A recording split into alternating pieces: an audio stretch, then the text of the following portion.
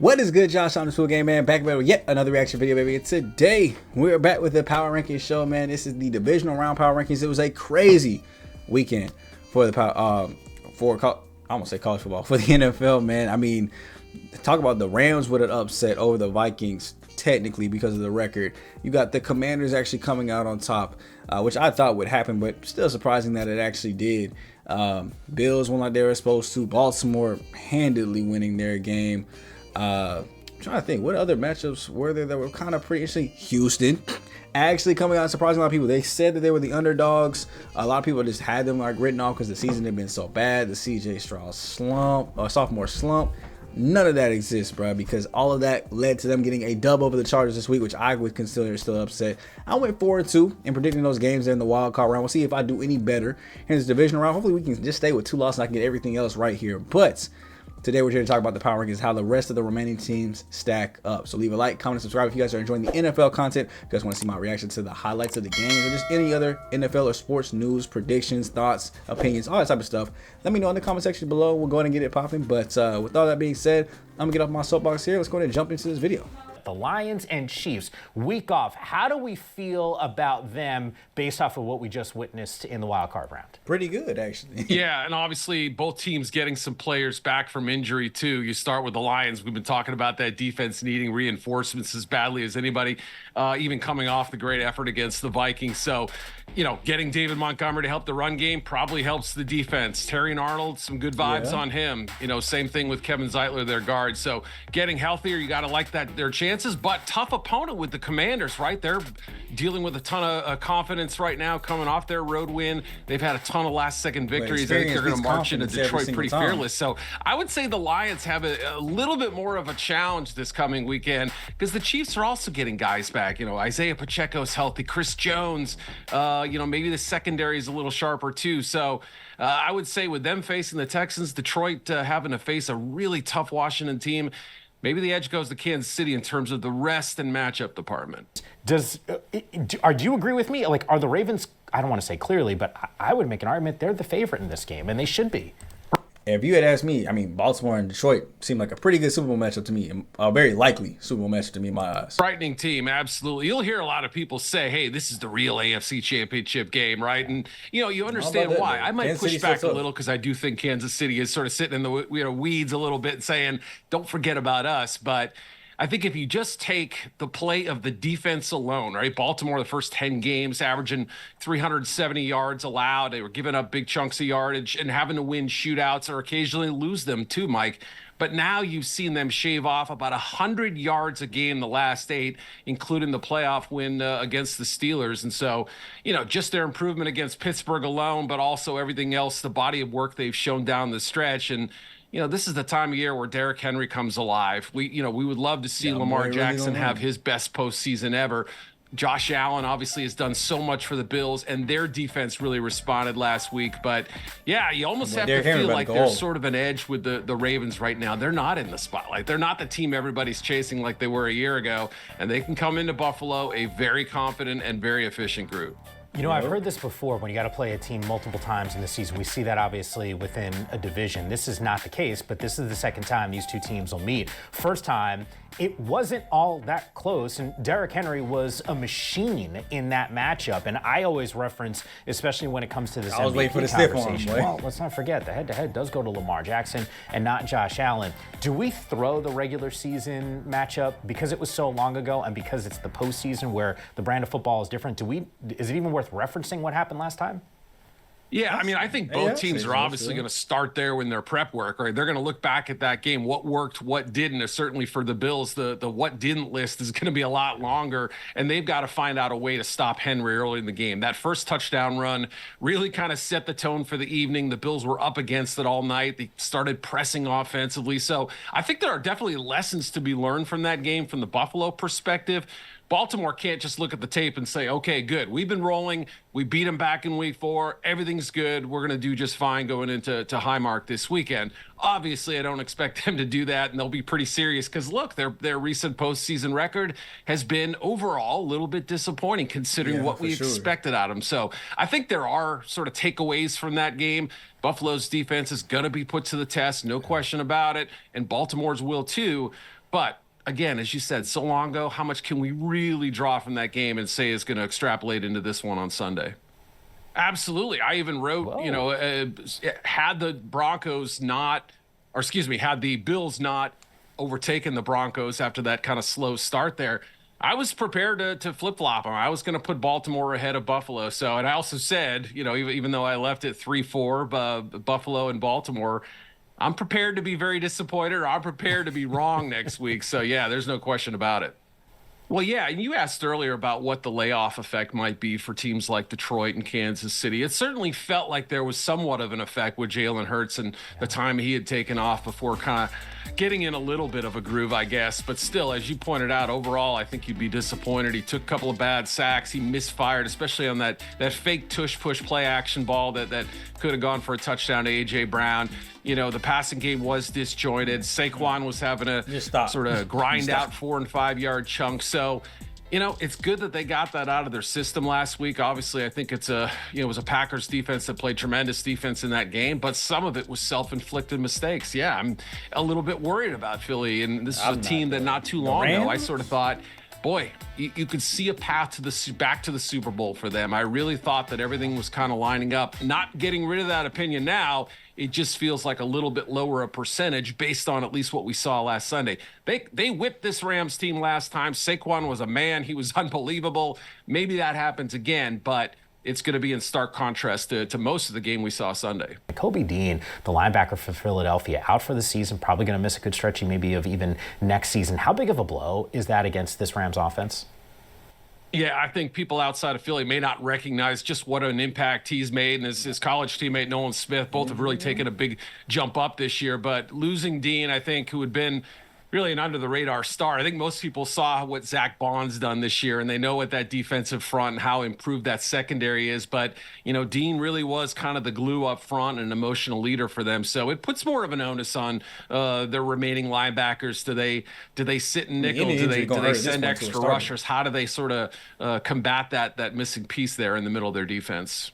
I mean, look, if that's what it is, just sort of youthful ignorance or whatever, I'll take it. It's been a blast watching him. And it kind of sort of reminds me a little bit of what we saw down the stretch from C.J. Stroud last year. They're different players. I'm not trying to compare their games, but mentality-wise, that equanimity when things aren't going right, you have a quarterback who can kind of flush all that out, whatever bad stuff happened the play before or before that, and just say that the task here is to get this first down, to get this touchdown, whatever you need in this situation. He's just proven it time and time again, Mike. So, I love to watch this precocious passer play, and it's been so fun to see him. And I think that's kind of what they need going into Detroit, right? You have to have that attitude of, we got this. It's all good, right? The world's stacked against us. We'll be fine. And that should scare the daylights out of the Lions. I'm being honest right now. I don't know that I'll ever comp 1-for-1 exactly Lamar Jackson to anybody, but there are shades of him in his game. Obviously, the thin frame, the ability to throw the ball vertically and throw it a long way, and oftentimes accurate, too. You saw that his first couple throws, the big throws down the field where you said, wow, this kid has got touch, he's got placement, it's all there. I wasn't sure. He's got that thin body, and I wasn't sure how he's going to hold up in the NFL. And he has taken some hits this year, but so did Lamar early in his career, and he's still playing at an MVP level. So who's to say he can't have a similar type of career? I don't know that he'll ever be quite as electric a runner or quite as dazzling a playmaker, but I at least think he's in the same zip code. Yeah, that's a great question, Mike. And it's probably impossible to quantify exactly what the emotions of all 53 players and the entire coaching staff, how many of them have been personally affected by the fires, right? I mean, right now they're trying to figure out, can we practice at home this week? So there's a lot hanging over them, family issues, all kinds of stuff that is, just friends and people there that live near them. So all of that with, notwithstanding, if they can kind of turn this into a positive and ride that emotional wave into Philadelphia, I think they'll march in there a very confident group. And I think having seen how they've played, able to win games in different ways down the stretch too, you factor that in. If it's going to be a low-scoring game, they've had a few of those. If it's a shootout like the Bills game, they've been able to win those kinds of games too. So, this week, look, there's the emotional factor. There's also the results, which have been drastically better versus a Philly team that we're not sure about. Maybe they're great. Maybe they can blow this team out like they did last time. But yeah, being able to kind of harness those emotions and fuel it in a positive way towards winning. Maybe that's just the extra little bit they need to get over the hump. Okay, we don't really have to kind of like look at this too much. I mean, we already knew the top 7. Rams jumping up 5 spots. The Texans getting the 8 spot here, going up +6. We'll have to see if they go ahead and give them a breakdown too as well. Ooh, I almost just forgot. Like, I was about to just really start listening. I forgot to tell y'all what I think. Switch the Lions and the Chiefs. Switch the Ravens and the Bills. And I'm good from there. Yeah. And as far as the teams are, I mean, there's pretty much only 8 teams left, so it makes sense that the 8 teams are the ones here. But give me Detroit, Kansas City, Baltimore, Buffalo, Philly, Washington. Yeah, Rams, Houston. I think Rams win was a little bit more impressive. Yeah, I guess it is best to play your best ball in January, right? Store up whatever you've been missing all season long. And credit to them, right? That's 2 years in a row where I think the defense has really kind of set the stage. Everyone doubting the Texans coming into that early Saturday wildcard game, and they just came after Justin Herbert and made life miserable for him. And really that pass rush is, I think, the one thing. I shouldn't say the one thing because C.J. Stroud played a really good game too, but that combination, the Texans pass rush, we know how good those guys are. Will Anderson seems like a man on a mission right now.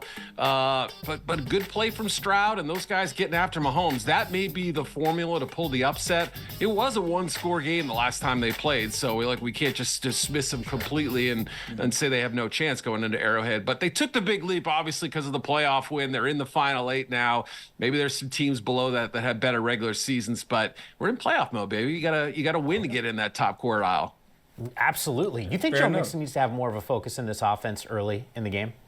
It might help. He could. It would be a great way to kind of take the ball out of Patrick Mahomes' hands, get that run game going. They've so badly had offensive line issues and everything else, and just try to get Stroud settled in there. So, yeah, if they can find a way to get him loose early and not have to sort of build him up to a big game, I think that would do wonders for them. All right, let's grip through some of the rankings of the teams that are on the outside looking in. And so I guess this is just the next quadrant. Obviously, the teams that kind of lost out. So you have the Vikings, Bucks, Packers, Broncos, Chargers, Steelers. Don't too much care about ranking these teams, but if I had to, based off losses, the Vikings got to drop. Buccaneers, I think, deserve a little bit of a bump. Vikings got to drop, though. That was an embarrassing loss. Like, they might need to go down there. I mean, the Broncos was kind of embarrassing, but we expected it. They at least got to go below Buccaneers and Packers. So Bucks and Packers at least need to move up one, and then the Vikings. And that's only because these 3 teams at the bottom, Broncos, Chargers, and Steelers, we knew they were going to lose, but they're still bad.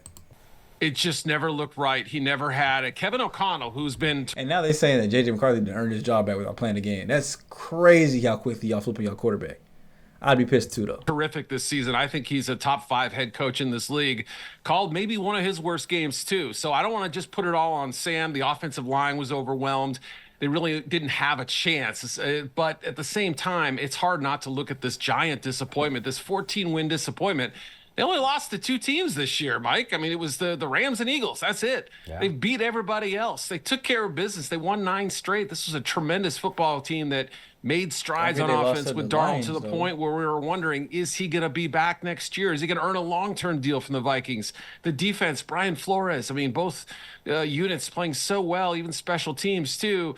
And then everything seemed to collapse, as you said, the past 2 weeks. Real narrative changer, too. I mean, we can't have a Darnold discussion without including what's gone on the last couple of weeks. And who knows what goes on next year? Is O'Connell definitely back? Remember those weird trade rumors that came up a few weeks ago? The question about Darnold and J.J. McCarthy and the quarterback position. Offensive line, too, got to figure that part out. A lot to figure out all of a sudden for a team that looked like it was going to be the 1 seed at one point. Absolutely. We find out after the game Bo Nix was playing through a transverse process in his back. That's a broken bone, right? Like, that's something that he's got to get looked at and monitored this offseason, possibly fixed. So, if you take that into consideration, there's a rookie quarterback who used his legs well, threw for 29 touchdowns, kind of steadied the ship. There's all those questions with Russ and the future of the quarterback position last year. Those have now been answered, right? Nix was by far not a slam dunk choice by any means, at least in terms of around the league, but he's proven Sean Payton right. That defense, except for the playoff game, I didn't think they played that well on that side of the ball, but much better defensively. They still have some things to figure out. Who's going to lead the backfield? Can they keep this pass rush proficiency up next year? Still have to deal with the Chiefs and the Chargers and a tough AFC West too, but hard not to love the direction they're going in. I still think it might take another year, another off season, and another year to kind of get into that upper group yet. But again, they were not a team headed in the right direction before Sean Payton arrived, and that's definitely changed.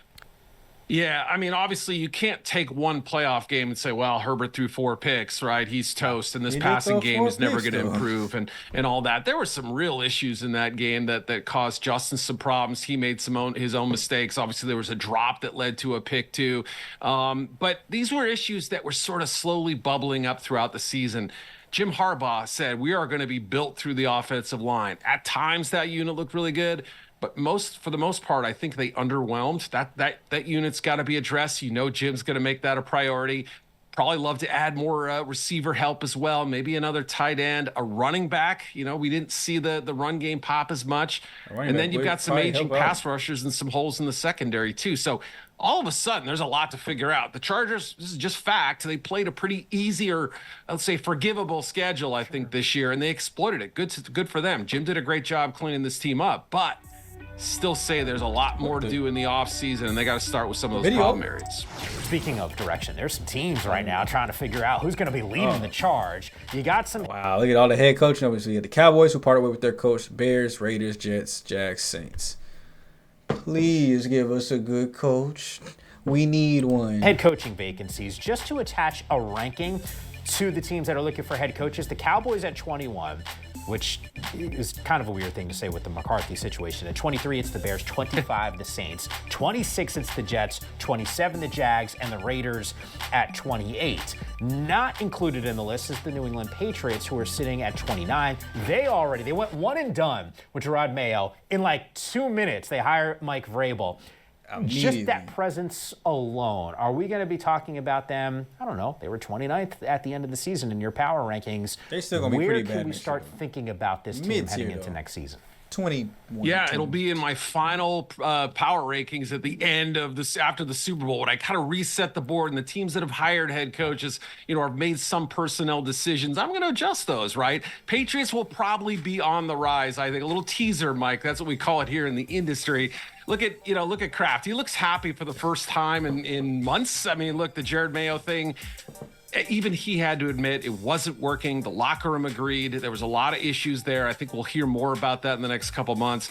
Mike Vrabel is not a panacea, but I think he's going to be an even better head coach than he was the first time in Tennessee. And he was darn good there, right? Did it plateau a little bit at the end? Did things run stale? Yes, but I think some of the issues that led to his ouster there are things that are going to help him in his second go around as a head coach. Plus, he's got buy-in, right? Everybody knows this is Mike Vrabel. He played for Bill Belichick, but he does things his own way too. So accountability is going to be big. I think they're going to do the right thing and surround Drake May with the right kind of talent. I don't think Mike's just going to sort of slam the run game into people every week. He knows he has a special quarterback, and I think he's going to help make this team a lot better. One of the most intriguing jobs, I won't say destination job, or however it was characterized to Troy Aikman on Monday night, who gave his take on what the Dallas Cowboys job really is and giving autonomy to a head coach to allow them to be themselves. I think he questioned whether or not that can happen in Dallas.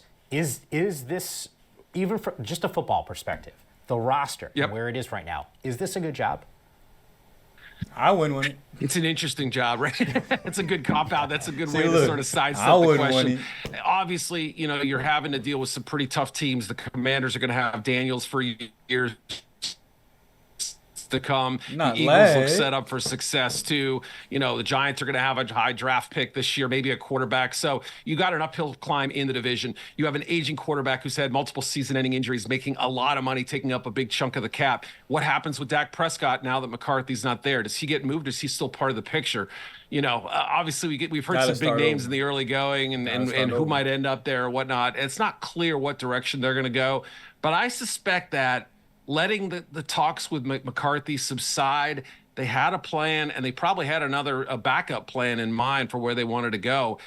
If they did, that tells me this job is still desirable. You still have sort of deep pockets and unlimited support for this team. So I think it's a good job, but it obviously comes with its traps, no question about it. Okay. Yeah, and by the way, how different is this job if they were winning games this year and Dak Prescott was completely healthy. By the way, Cooper Rush played really well. I'm not saying, look, there was definitely some wins that were there, but if they get some wins at home, which was a major struggle for them earlier this season, and Dak is healthy, I don't know. I think we're looking at this job maybe a little bit differently, and I think it's probably, from a football perspective, leveled up from some of the vacancies that are open right now. But there's a lot of potential, obviously, with some of these other teams. I would circle the Chicago Bears as one of those squads, and even the Jags, maybe, with the roster that they have in place.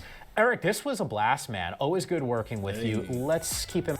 Let's go ahead and get up out of here then for the day, man. So let me know down below what you guys are thinking for the divisional round matchups. Of course, I'm going Kansas City, Baltimore with their dubs, Philadelphia, Detroit. Pretty easy, pretty simple. That's why I have winning. Let me know down below what you guys are rocking with. If you guys got that same level of mindset. Coaching jobs. Which one do you think is the best setup to succeed? And who's going to take the longest? Best setup to succeed now, like out of those ones, would probably honestly be the Bears. Like you have your quarterback in place. He's on a rookie deal. You can build up the pieces around him. The Jags, you're going to have to figure out what you're going to do with Trevor Lawrence. The Cowboys, you're going to have to figure out what you're doing with Dak. And the rest of your, honestly, key pieces that are getting older. The Raiders might be good since you have a high draft pick. The Titans, I think, was on that list. High draft pick. Oh, no, the Jets. Bad. If Aaron Rodgers leave, you'll be all right. Saints, though, you got, that's probably going to take the longest. I'm ready for our complete rebuild. We're probably not going to be good for the next 4 years, so I'm not going to have anything to talk about for at least a good minute. I'm in my 30s.